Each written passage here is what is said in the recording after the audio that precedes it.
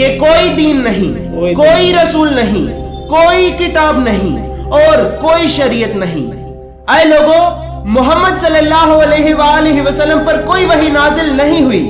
یہ سب من گھڑت باتیں ہیں اور یہ سب جھوٹ ہے. اے لوگو, آج کے بعد وہی دین ہوگا, وہی شریعت ہوگی اور وہی کتاب ہوگی کہ جسے ہم کہیں گے. السلام علیکم, میں ہوں جاوید اور آپ کا سواگت ہے ہمارے یوٹیوب چینل لینزن ریئیکشنز پہ. تو آج ہم لے کے آ چکے ایک اور ویڈیو جو ہے پروفٹ محمد کے اوپر. اور جب پروفٹ محمد اس دنیا سے چلے گئے تھے تو ان کے بعد بھی کافی ظلم ہوا تھا, بہت کچھ ہوا تھا ان کے گھر والوں کے ساتھ, جو ان کے گھر آنے والے تھے, خاندان والے تھے, ان کے اوپر بہت سارا ظلم کیا گیا تھا. اسلام کو بڑھانے میں, اسلام کو بچانے میں, اسلام کو یہاں تک لانے میں کتنی تکلیفیں ہوئی, کتنی دقتیں ہوئی اور کن کن لوگ شہید ہوئے ہیں, یہ سب ہمیں ابھی معلوم چلے گی, پتہ چلے گا. تو یہ ہے حضرت امام حسین کی شہادت ایکسپلین. تو یہ حضرت امام حسین تھے, مولا علی کے بیٹے تھے, جو شیر خدا کہا جاتا ہے جن کو.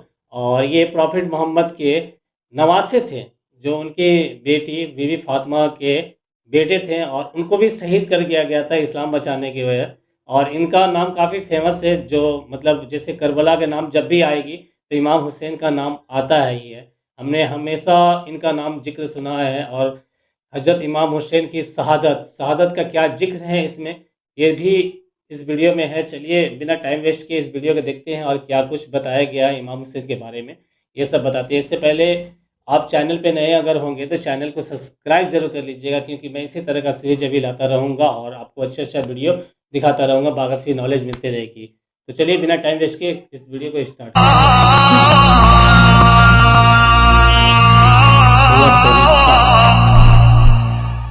حضرت محمد مصطفیٰ صلی اللہ علیہ وآلہ وسلم کے اس دنیا سے پردہ فرما جانے کے بعد کچھ لوگ کہ جن لوگوں کے دلوں پہ اللہ رب العزت نے مہریں لگا دی تھی, وہ لوگ حضرت امام علی ابن ابی طالب کی مخالفت کرنے لگے. اور وہ لوگ یہ چاہتے تھے کہ ہم کسی نہ کسی طرح اس علی کو قتل کر کے اس کی حکومت پہ قبضہ کر لیں. اور وہ لوگ یہ سوچتے تھے کہ اگر کسی نہ کسی طرح ہم نے اس علی کو قتل کر کے اس اسلامی حکومت پہ قبضہ کر لیا تو پھر ہمارے لیے اس پورے کے پورے اسلام پہ قبضہ کرنا کوئی مشکل کام نہ ہوگا. اسی وجہ سے ان لوگوں نے کہ جن لوگوں کے دلوں پہ اللہ رب العزت نے مہریں لگا دی تھی, ان لوگوں نے 21 رمضان 40 ہجری کو مسجد کوفہ میں حضرت امام علی ابن ابی طالب کو شہید کروا دیا. اسی طرح آپ کی شہادت کے بعد وقت کے امام حضرت امام علی ابن ابی طالب کے بڑے بیٹے حضرت امام حسن مجتبی بنے. اسی طرح جب ساری اسلامی حکومت حضرت امام حسن مجتبی کے دستے حق پرست میں آئی تو وہ لوگ کہ جن لوگوں کے دلوں پہ اللہ رب العزت نے مہریں لگا دی تھی اور جن لوگوں نے حضرت امام علی ابن ابی طالب کو شہید کروایا, ان لوگوں نے اپنے مقصد کو پورا کرنے کے لیے, کس مقصد کو پورا کرنے کے لیے, اس مقصد کو پورا کرنے کے لیے کہ جس مقصد کے تحت اسلام پر قبضہ کیا جانا تھا, حضرت امام حسن مجتبی کو بھی شہید کروا دیا. اسی طرح حضرت امام حسن مجتبی کی شہادت کے بعد آپ کے چھوٹے بھائی حضرت امام حسین اس دنیا میں اکیلے اور تنہا رہ گئے. حضرت امام حسن مجتبی کی شہادت کے بعد کسی نہ کسی طرح ان لوگوں نے کہ جن لوگوں کے دلوں پہ اللہ رب العزت نے مہریں لگا دی تھی, ان لوگوں نے اسلامی حکومت پہ قبضہ کر لیا. جب ان لوگوں نے اسلامی حکومت پر قبضہ کر لیا تو اس وقت کی تمام اسلامی ریاستیں ان لوگوں کے قبضے میں آ گئیں. جب یہ تمام اسلامی ریاستیں ان لوگوں کے قبضے میں آ گئیں تو وہ لوگ یہ کہنے لگے کہ کوئی دین نہیں, کوئی رسول نہیں, کوئی کتاب نہیں اور کوئی شریعت نہیں. اے لوگو, محمد صلی اللہ علیہ وآلہ وسلم پر کوئی وحی نازل نہیں ہوئی. یہ سب من گھڑت باتیں ہیں اور یہ سب جھوٹ ہے. اے لوگو, آج کے بعد وہی دین ہوگا, وہی شریعت ہوگی اور وہی کتاب ہوگی کہ جسے ہم کہیں گے. اس کے بعد جب عام مسلمانوں نے یہ سنا تو کچھ لوگ جو واقعی سچے مسلمان تھے, ان لوگوں نے اس حکومت کے خلاف اپنی آواز بلند کی. لیکن اس وقت کا حکمران یزید لعنتی اس قدر ظالم, فاسق, فاجر اور زانی قسم کا بدبخت انسان تھا کہ اس یزید نے نہ صرف ان عام مسلمانوں کو تڑپا تڑپا کر شہید کیا بلکہ ان کے بیوی اور بچوں کے ساتھ ساتھ ان کے سارے خاندان کو بھی اس قدر بے دردی سے تڑپا تڑپا کر شہید کیا کہ پھر کسی بھی مسلمان میں اتنی جرت اور اتنی ہمت نہ ہوئی کہ وہ یزید کے خلاف اپنی آواز بلند کر سکے۔ اسی طرح جب یزید نے یہ دیکھا کہ مسلمانوں کے دلوں میں میرا رعب و دبدبا اور دہشت بیٹھ چکی ہے تو اس نے سوچا کہ ہاں اب میرے پاس وقت ہے، میرے پاس طاقت بھی ہے، حکومت بھی ہے، فوج بھی ہے، اگر اب میں چاہوں تو میں اسلام کا نام و نشان اس دنیا کی صفحہ ہستی سے مٹا سکتا ہوں۔ لیکن اس یزید پلیت کو یہ کیا پتا تھا کہ تمام زمین و آسمان کے خالق و مالک و رازق نے قرآن میں یہ فیصلہ کر دیا کہ آج ہم نے دین اسلام کو تمہارے لیے مکمل کر دیا اور اپنی نعمتیں تمام کر دی اور تمہارے لیے دین اسلام کو پسند کر لیا۔ اگر اس ملعون نے کبھی قرآن پڑھا ہوتا تو اسے پتا چلتا کہ جس دین کو اللہ پسند کر لے تو اس پروردگار کے علاوہ اس پوری کائنات میں کوئی ایسی چیز نہیں جو اس دین کا کچھ بگاڑ سکے۔ خیر یہ یزید تو اس طرح کا ملعون تھا کہ قرآن پڑھنا تو دور کی بات، اس یزید نے قرآن کو نیزوں پر چڑھا دیا۔ اس کے علاوہ یہ یزید اس طرح کا بدبخت انسان تھا کہ جو ہر وقت کتوں کے ساتھ کھیلتا تھا اور جب دل کرتا تھا اپنی ماں اور پھوپھی کے ساتھ زنا کرتا۔ یہ وہی یزید تھا کہ جس یزید نے سرزمین مکہ مکرمہ میں خانہ کعبہ پر آگ کے پتھروں کی بارش کروائی اور مسجد نبوی میں 3 دن تک اپنے گھوڑے باندھے رکھے، اور پھر یزید کے حکم پر یزیدی فوج نے مدینہ منورہ میں 10,000 لڑکیوں کی عزتیں لوٹی۔ جب حضرت امام حسین علیہ السلام کو یزید کی ان حرکتوں کا علم ہوا کہ یزید اسلام کو تباہ کرنا چاہتا ہے تو حضرت امام حسین علیہ السلام یزید کو روکنے کے لیے 2 محرم 61 ہجری کو اپنے 72 جان نثاروں کے ساتھ سرزمین کربلا میں پہنچے۔ اسی طرح 7 محرم کو حضرت امام حسین اور آپ کے قافلے والوں پر پانی بند کر دیا گیا۔ اسی وجہ سے 9 محرم کی رات کو حضرت امام حسین نے اپنے سارے اصحاب کو اکٹھا کیا اور پھر حضرت عباس علمدار سے فرمایا کہ اے عباس چراغ بجھا دو۔ جب حضرت مولا عباس نے چراغ بجھایا تو حضرت امام حسین نے اپنے اصحاب سے فرمایا کہ اے میرے چاہنے والو، یہ جو ہزاروں کی فوج کھڑی ہے یہ فوج میرے نانا کے دین کی دشمن ہے، ان سب کو میرا خون اور میرا سر چاہیے۔ اے میرے چاہنے والو، میں تم سب پر اپنی حجت تمام کرتا ہوں، جاؤ تم سب اپنے اپنے گھر واپس چلے جاؤ اور تمہاری جنت کا ضامن میں ہوں۔ قیامت کے دن میں خود اللہ سے تمہیں جنت اور شہادت کا رتبہ لے کے دوں گا۔ اگر تم میں سے کوئی بھی واپس جانا چاہتا ہے تو اے میرے چاہنے والو تم واپس جا سکتے ہو۔ اسی طرح کچھ دیر بعد جب حضرت امام حسین نے چراغ جلایا تو آپ کیا دیکھتے ہیں کہ آپ کے سب اصحاب اپنے اپنے گلے پہ تلوار رکھ کے کہتے ہیں کہ اے ہمارے مولا، ہم آپ کو اس طرح تنہا چھوڑ کر کیسے جا سکتے ہیں؟ نہ ہمیں جنت کی کوئی لالچ ہے اور نہ ہی ہمیں اپنی جانوں کا کوئی خوف ہے۔ اے ہمارے مولا، آپ ہمیں صرف اتنا تو بتائیں کہ جب روز محشر آپ کے نانا ہم سے یہ پوچھیں گے کہ تم میرے نواسے کو اکیلے ہی چھوڑ کر چلے گئے تو اس وقت ہم آپ کے نانا کو کیا جواب دیں گے؟ اے ہمارے مولا، ہم آپ کے لیے اپنی آخری سانس تک لڑیں گے اور آپ پہ اپنی جانیں قربان کر دیں گے۔ اسی طرح کچھ دیر بعد جب اذان فجر کا وقت ہوا تو حضرت امام حسین نے شہزادہ علی اکبر سے کہا کہ اے علی اکبر اذان دو۔ جیسے ہی اذان ہوئی تو اذان کے بعد نماز فجر میں ہی یزیدیوں نے حضرت امام حسین پر حملہ کر دیا۔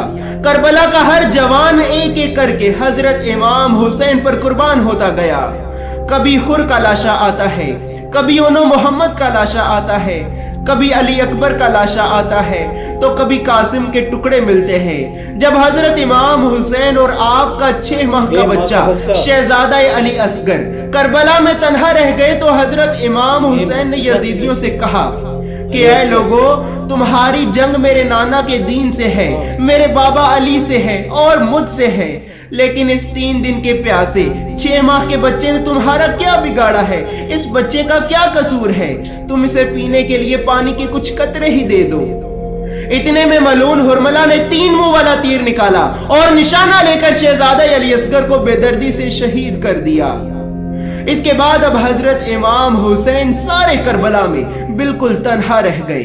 आपने बीमार करबला हजरत इमाम ज़ैनुल आबिदीन को वसीयत की कि ऐ सज्जाद, मेरे बाद मेरे नाना के दीन की हिफाजत करना और नमाज कभी भी कज़ा मत करना।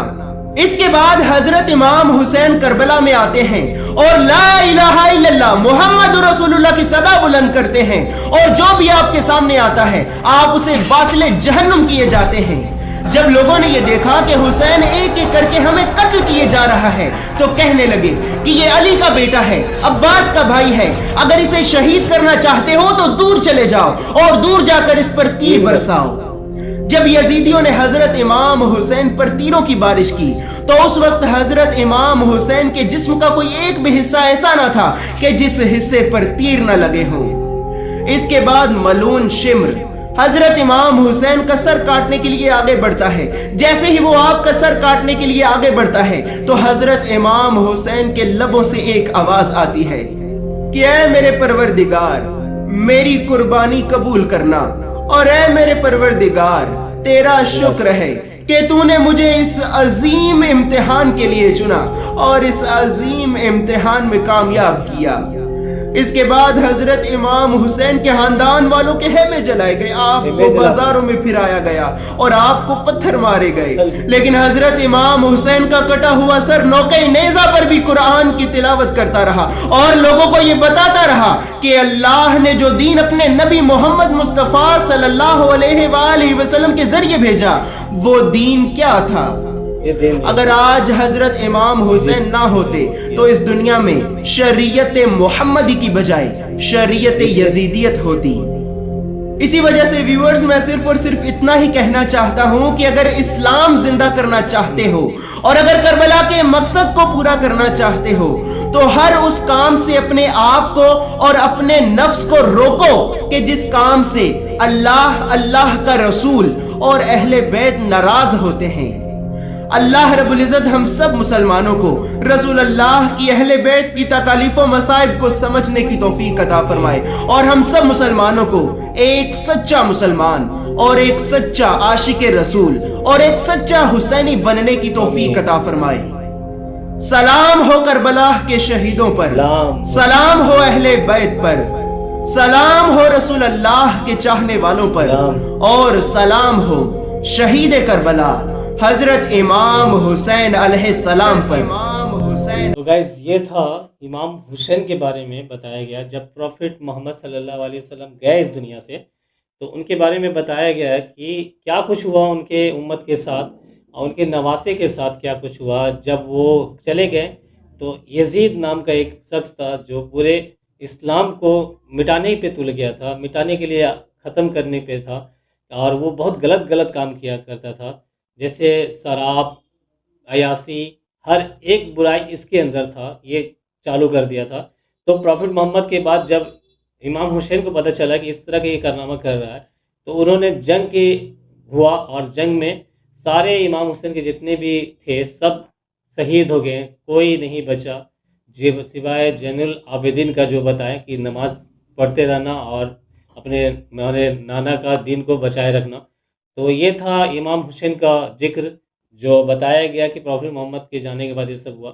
अगर पूरा इमाम हुसैन के बारे में जानना चाहते हैं तो हमें कमेंट करके ज़रूर बताएं, और इमाम हुसैन और करबला के बारे में अगर सीरीज़ लाएंगे, करबला और इमाम हुसैन के ऊपर सीरीज़ लाएंगे, तो इसके लिए कमेंट करिएगा गाइस। जितना ज़्यादा कमेंट करिएगा तब इसको हम सीरीज़ लेके आएंगे इमाम हुसैन के बारे में और करबला के बारे में। तब हमें मालूम चलेगी शुरू से लेके लास्ट तक क्या हुआ था करबला में, कैसे इमाम हुसैन आए, इनका विलादत कब हुआ और प्रॉफिट मोहम्मद से क्या इनका ताल्लुक़ था, ये सब मालूम चलेगा हमें इमाम हुसैन और करबला की सीरीज़ में। तो ज़्यादा कमेंट करके ज़रूर बताइएगा गाइस कि इस पर क्या मैं सीरीज़ चलाऊँ आप कि नहीं चलाऊँ, ये भी कमेंट करके ज़रूर बताइएगा। अगर चैनल पे नए होंगे तो सब्सक्राइब ज़रूर करिए, क्योंकि इसी तरह का मैं वीडियो लाते रहता हूँ गाइस, जो काफ़ी नॉलेज मिलता है, काफ़ी अच्छा लगता है देखने में। اور اس سب ویڈیو پہ میں ریئیکشن کرتا ہوں. تو گائز پھر ملتے ہیں نیکسٹ ویڈیو میں. تب تک کے لیے گائز امان اللہ.